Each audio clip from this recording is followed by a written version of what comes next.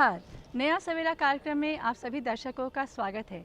दर्शकों, हम सभी ने कालिदास जी को पढ़ा है और कालिदास के बचपन के बारे में हम जानते हैं कि एक बार वो जिस डाल पे बैठे थे उसी डाल को काट रहे थे।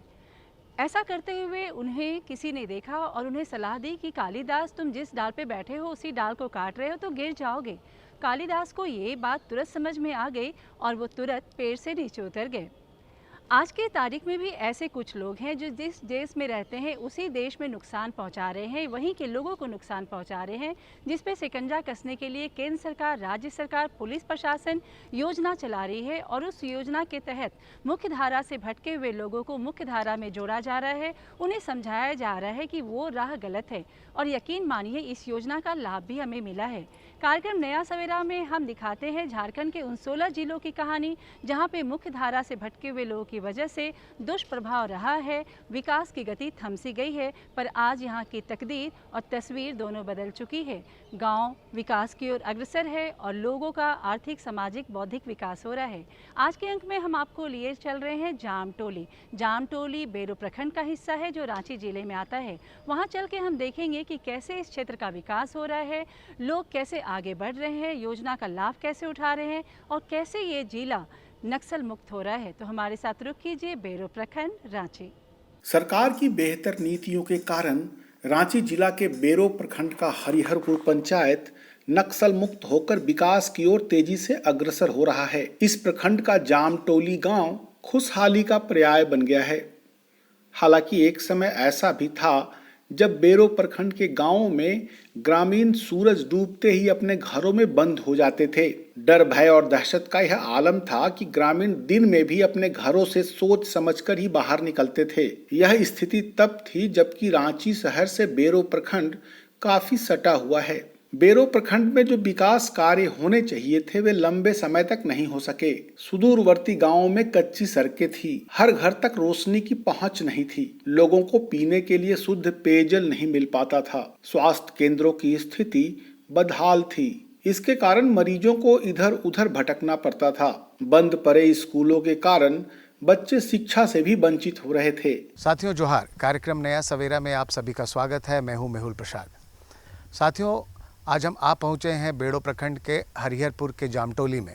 एक ऐसा वक्त था जब यहाँ के जो युवा थे वो नक्सल के प्रभाव से भटक चुके थे और यहाँ जो सरकारी योजनाओं का लाभ था वो नहीं पहुँच रहा था, पर आज सरकारी योजनाएं और जिला प्रशासन के सहयोग से यहाँ के लोग रोजगार से जुड़ रहे हैं। तो आइए बात करते हैं यहाँ के ग्रामीणों से। पहले जैसे आज से 10 साल पहले विशेष गांव को लेके चलते हैं, रोड नाला में हम लोग को घर तक आने जाने में बड़ी दिक्कत होता था।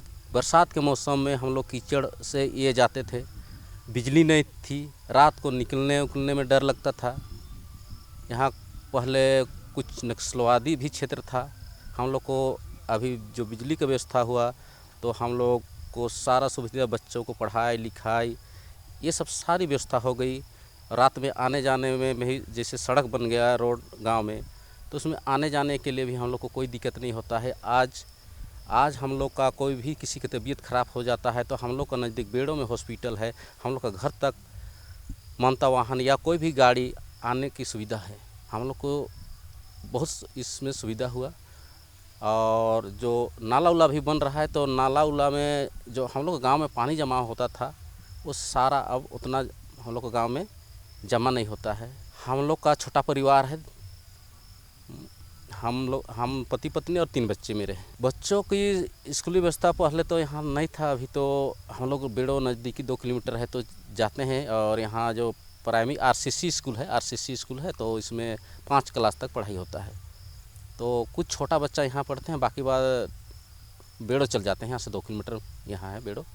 आयुष्मान कार्ड में कुछ गंभीर बीमारी होती है, जैसे कि ज़्यादा खर्च हो जाता है, उसमें हम लोग दे नहीं पाते हैं। लेकिन उसमें आयुष्मान कार्ड जो बन गया, अभी सरकार जो बना दिया, उसमें हम लोग को कोई भी बीमारी जैसे बड़ा बीमारी हो जाता है तो उन लोग को उससे हम लोग इलाज करा सकते। एक तो हम लोग को खेत को बेचना पड़ता, अगर जिसके पास खेत है तो बेचता कुछ हो, तो फिर हम लोग के पास आय का कोई स्रोत नहीं था। इसलिए हम या तो क्या बोलते हैं, इलाज की कमी के कारण आदमी मर भी सकता था। सरकार की कल्याणकारी योजनाओं की पहुंच निचले स्तर तक नहीं थी। स्थानीय जनप्रतिनिधि भी इसके प्रति उदासीन थे। मुखिया के स्तर से भी बहुत ज्यादा योजनाओं को धरातल पर उतारने का प्रयास नहीं किया जाता था। ग्रामीण ब्लॉक से लेकर रांची समाहरणालय तक का चक्कर लगाने को मजबूर थे। राशन कार्ड रहते हुए भी ग्रामीणों को समय पर अनाज नहीं मिल पाता था। इन सब परेशानियों को देखते हुए ग्रामीण अपने गांवों से पलायन करने लगे। कुछ युवक युवतियां मुख्य धारा से भी भटकते चले गए। इन्होंने गलत रास्ते पर जाकर कई बड़ी हिंसक घटनाओं को अंजाम दिया। हिंसक वारदातों में कई बेगुनाहों की जानें गई, कई पुलिस वाले भी शहीद हुए और कई नक्सली भी मारे गए।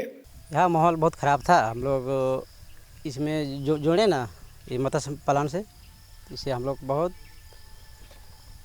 तरह बुद्धि सीखे हम लोग, और इसमें रोज़गार भी हम लोग का चल रहा है बढ़िया। हाँ, पहले बहुत ही परेशानी था हम लोग का, कीचड़ चढ़ता इधर। अभी रोड का थोड़ा ठीक हुआ है। हाँ, उस टाइम का बदलाव बहुत हुआ।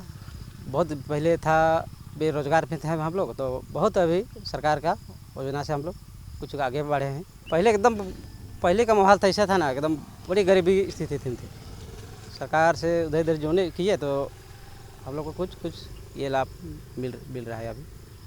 आप आयुष्मान भारत का लाभ उठाते हैं? हाँ जी, बना हुआ है मेरा। आयुष्मान का बना हुआ? हाँ, दोनों परिवार का है। देखिए, वो बना है तो बहुत सुविधा हो गया हम लोग का। अगर नहीं था तो गरीब आदमी क्या करते हैं, हम लोग खेत बेच के ये करते हैं। लेकिन बना हुआ है तो अभी तो ठीक ही, कोई बीमार उमार ठीक ही चल रहा है मेरा अभी। तो बना के हुआ के तैयारी है अभी। बाल बच्चा के तो अभी ये सामने बेड़वा पड़ता है हम लोग का प्रखंड, उसी में सब बाल बच्चा उसे पढ़ रहा है अभी। लगातार प्रयास की वजह से इन परिस्थितियों में काफी सुधार आया। बदलाव की प्रक्रिया आरंभ की गई। विकास कार्यों को लोगों तक पहुंचाने का प्रयास केंद्र व राज्य सरकार ने आरंभ किया। इसकी पहल आरंभ हुई तो नक्सलियों की गतिविधियों पर विराम लगने लगा। गांव में तेजी से विकास की योजनाएं तैयार की गई। सरकार की योजनाओं को आम जनता तक पहुंचाने का खाका तैयार किया गया। सबसे पहले मुख्य मार्ग को सुदूरवर्ती गांवों से जोड़ने का प्रयास किया गया ताकि आवागमन हो सके। जब सड़कों का निर्माण हुआ तो क्षेत्र में पुलिस की गतिविधियां बढ़ गई।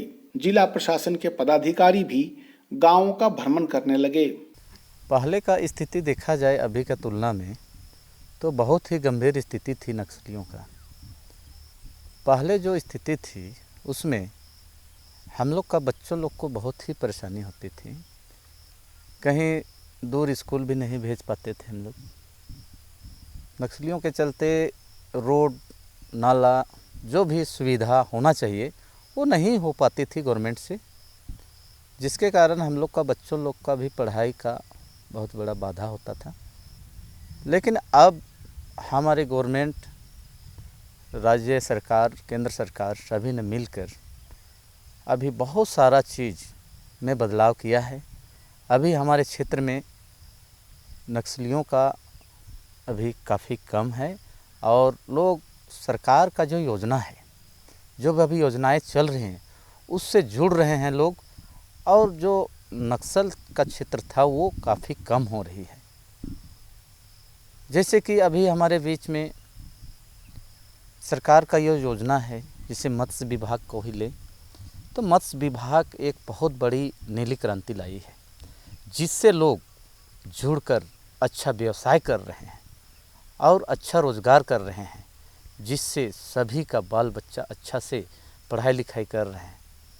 जैसे कि यहाँ पर अभी देखा जाए छोटी छोटी योजनाएं लाकर विभाग से यहाँ पर किसानों को लाभान्वित किया जा रहा है। जैसे कि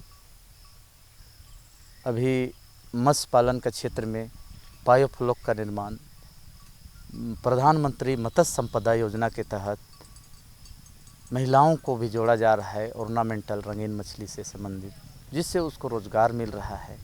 और बड़े बड़े डैमों में, जलाशयों में केज कल्चर करके वहाँ भी मछली का उत्पादन किया जा रहा है, जिससे वहाँ का विस्थापित जो हुए उसको भी वहाँ रोज़गार मिल रहा है।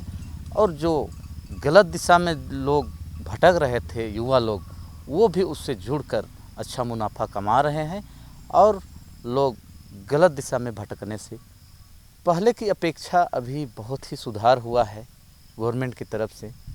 पहले का जो शिक्षा स्तर था काफ़ी कम था, स्कूल भवन भी नहीं थे सही सलामत। अभी सभी जगह स्कूल भवन भी अच्छा से बन गया है और सभी जगह अभी पहले की अपेक्षा शिक्षक लोग भी, शिक्षाएं लोग भी सभी जगह हैं अभी, और अच्छे से पढ़ाई लिखाई हो रही है अभी। जिला प्रशासन की सक्रियता का सकारात्मक परिणाम सामने आया। अधिकारियों के निरीक्षण से वे परेशानी से अवगत हुए। इसी लिहाज से अधिकारियों ने विकास की योजनाएं धरातल पर उतारी, लोगों की समस्याओं का निदान किया गया, उन्हें सरकार की कल्याणकारी योजनाओं से जोड़ा गया। इस दौरान जहां दिक्कत आई उसका निदान किया गया। वृद्धा पेंशन, विधवा पेंशन, आयुष्मान कार्ड योजना, राशन कार्ड और आवास योजना का लाभ लोगों तक पहुंचाया गया। ग्रामीणों में शिक्षा और खेलकूद के प्रति जागरूकता फैलाई गई। ग्रामीणों को खेल सामग्री भी दी गई। साथ ही साथ जो लोग मुख्य धारा से भटक गए थे उन्हें मुख्य धारा में वापस लाने के लिए पुनर्वास एवं आत्मसमर्पण नीति, एक नई दिशा, एक नई पहल लागू की गई। इसके तहत भी विशेष रूप से जागरूकता अभियान चलाया गया। पहले महिला की बहुत खराब स्थिति थी और रोजगार करती थी, फिर भी रोजगार में उतना कमाई नहीं होता था और महिला इतना गरीब थी कि बता भी नहीं सकते हैं कि वो कितना गरीब थी। और पहले भैया सब भी घर से बाहर नहीं निकलने देता था, लेकिन भी दीदी सब भैया सबका कहना मानकर वो सब घर में ही उस सबका कहना मानकर घर में ही रहती थी। जब महिला समूह जुड़ने के बाद दीदी सब बाहर निकलने लगी और बाहर निकलकर उस सबका पहल भी बहुत फैल गया और उस सब तेज तराज भी बन गई।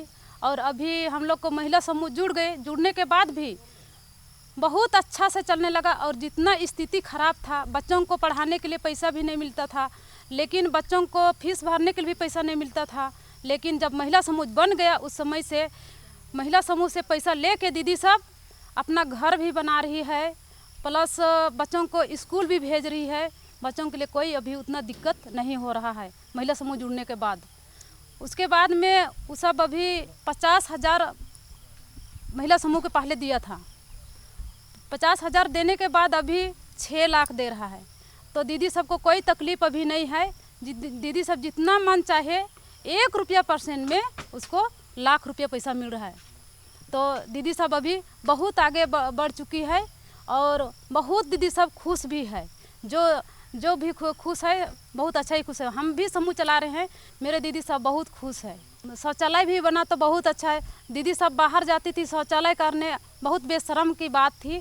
अभी दीदी साहब के लिए शौचालय बना तो बहुत ही अच्छा बना और इज्जत कदर से है दीदी सब। और पहले इज्जत कदर नहीं था, बाहर ही करती थी और गंदगी भी होता था और वो गंदगी हम ही लोग के स्वास्थ्य में आता था। अभी साफ़ सफाई अच्छा है तो हम लोग को गंदा भी नहीं देखना पड़ता है और बहुत अच्छा लगता है। अभी अपना माहौल भी, गांव घर भी अच्छा लगता है। इस अभियान का प्रचार प्रसार इतना असरदायक हुआ कि कई भटके हुए युवकों ने आत्मसमर्पण कर दिया।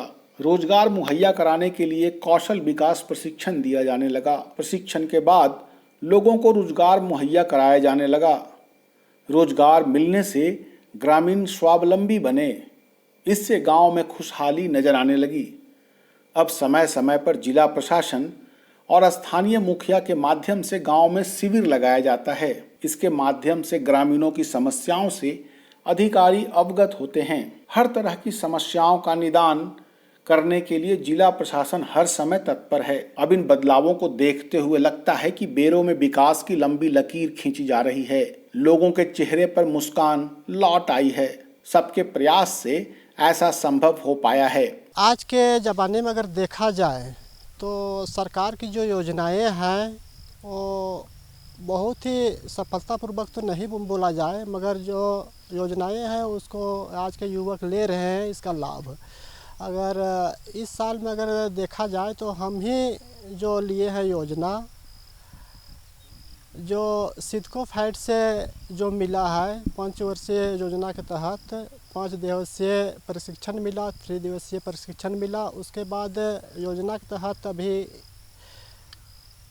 1 कुंटल लाह यहाँ पे मिला हुआ है। उसको हम लोग 10 लड़के मिल के लगाए हुए हैं और इस तरह से और भी योजनाएं जो है अभी गांव में देखा जाए तो रोड की जो फैसिलिटी है वो बहुत ही अच्छा है।